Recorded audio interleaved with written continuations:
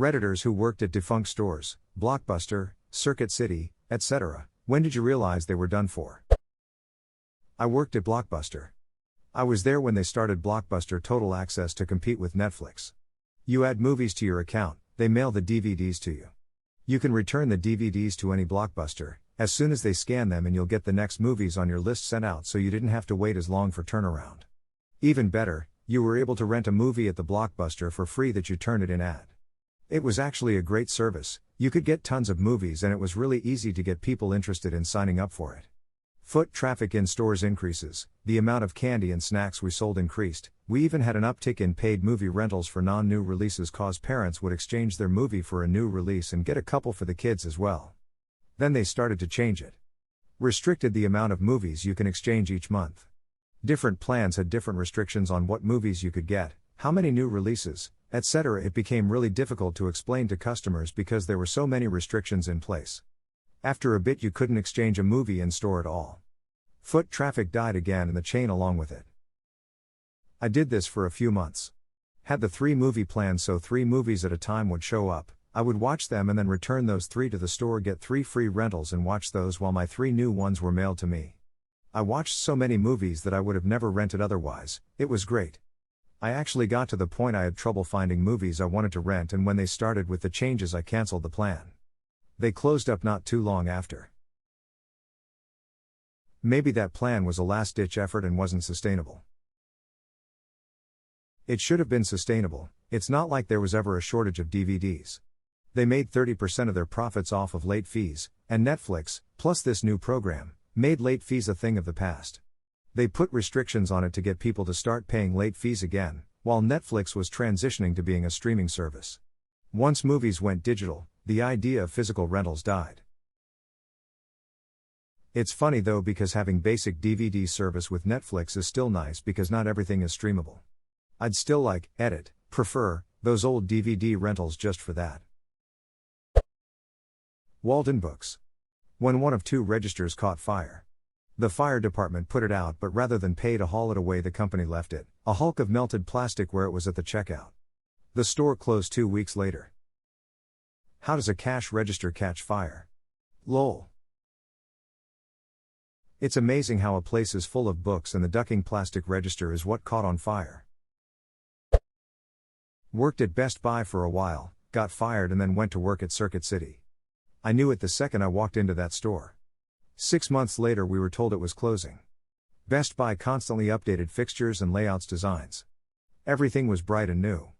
I imagine that Circuit City looked exactly like it did when it first opened. I worked at Babies R Us for 3 years. For part-timers, our hours would fluctuate based on sales from the previous weeks. If we had a bad week, as much as 75% of us would get called off future shifts. It was so random. I could have 10 hours one week and 34 hours the next.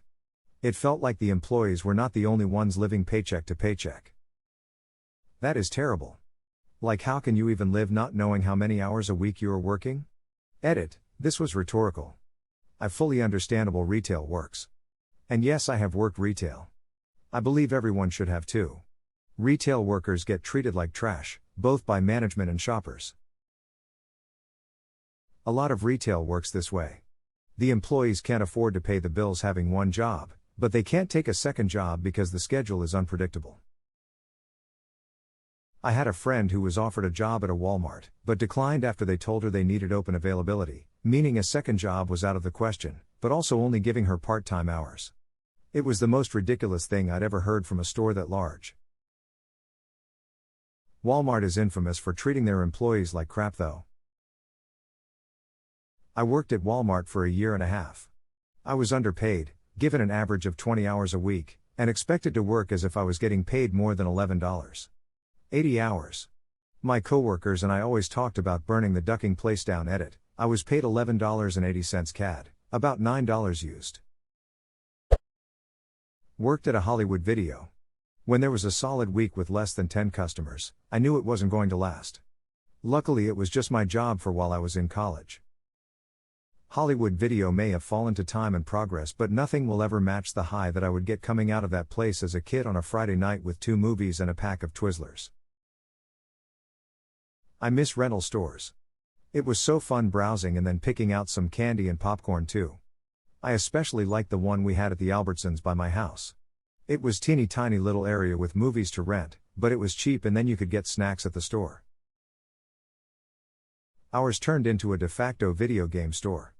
It was the only place we could still find Sega Genesis games for longest. Still had rentals and all, but most of their inventory was old games. Apparently my autocorrect thinks Sega should be swag. Former CompUSA employee. The speed at which they started changing the slogan increased. They introduced and rescinded a rewards loyalty program inside of 6 months, and they started pushing bait and switch selling tactics in our monthly store meetings. I handed in my resignation the day before they announced the company closing. GameStop is currently playing that game. Glad I left 8 months ago. Love GameStop, but it seems they are on their way out. Their new membership deal seems interesting, but it's so difficult for me to find any solid info on how it works that I'm just not willing to make the leap. RIP inbox. What have I done? When they started cramming their shelves with merch, I figured they weren't doing well. I feel like if a store that is not a toy store starts selling toys, its days are shortening. Part of that is thanks to them purchasing ThinkGeek. Duck, that makes so much sense. I went into a ThinkGeek the other day for the first time and all I could think was that it felt like a GameStop, without the games. I didn't even know they had actual stores. It's relatively recent, starting around the time GameStop bought them a few years ago. I worked in the warehouse at Sears in college until 2007 when I graduated. We were regularly running out of inventory and everything seemed like it had to be ordered in on a case-by-case basis. I was the person in the back that loaded the toolboxes, treadmills, snowblowers, etc. into vehicles. When you're running out constantly of your top revenue-generating pieces, something isn't right. Also, they didn't even bother updating inventory. I had a friend there that walked off with a couple of big screens and nobody ever even noticed. I heard that they had a lot of shit stolen. My dad told me how Sears had a certain tool set that he wanted to buy but they were always out of stock. When he finally asked why, the cashier told him that people would steal them all the time.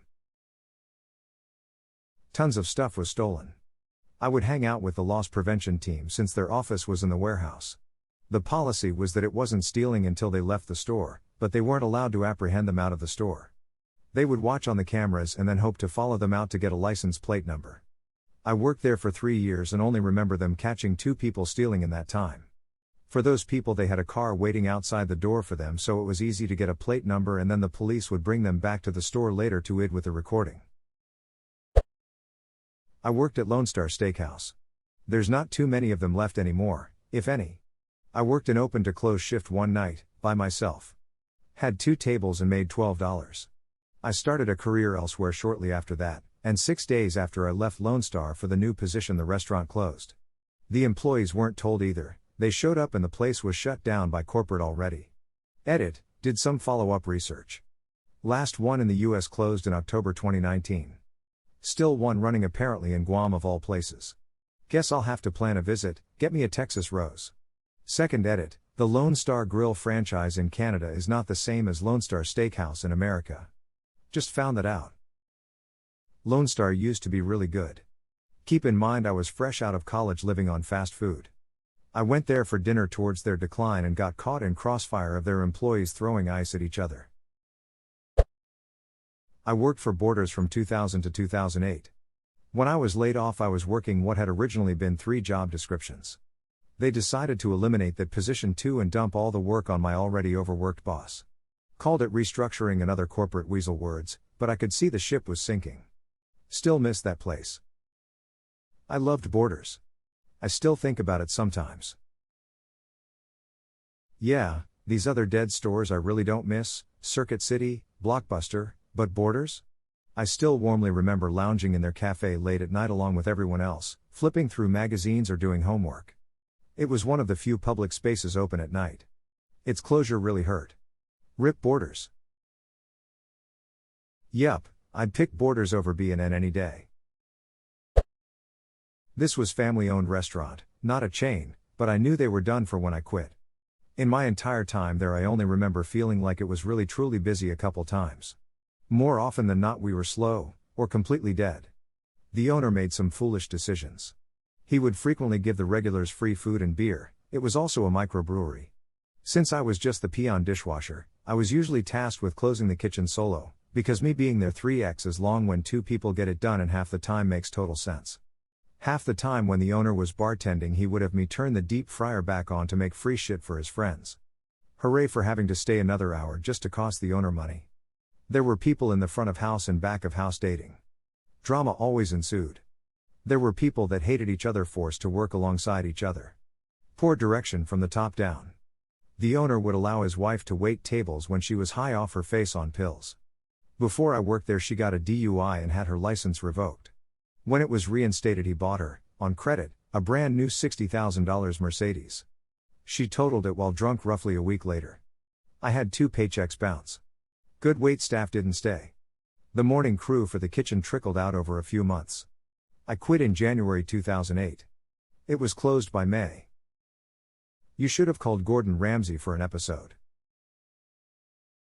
I mean, it's clear from the poster that he was working at a new restaurant started by Amy from former Amy's Baking Company. Don't remind me of Amy, that episode gave me PTSD. I'm a gangsta pizza is uncooked. I never criticize my wife's cooking. Patron kindly asks for food to be fully cooked. You piece of shit. I'm a gangsta vein in his head pops.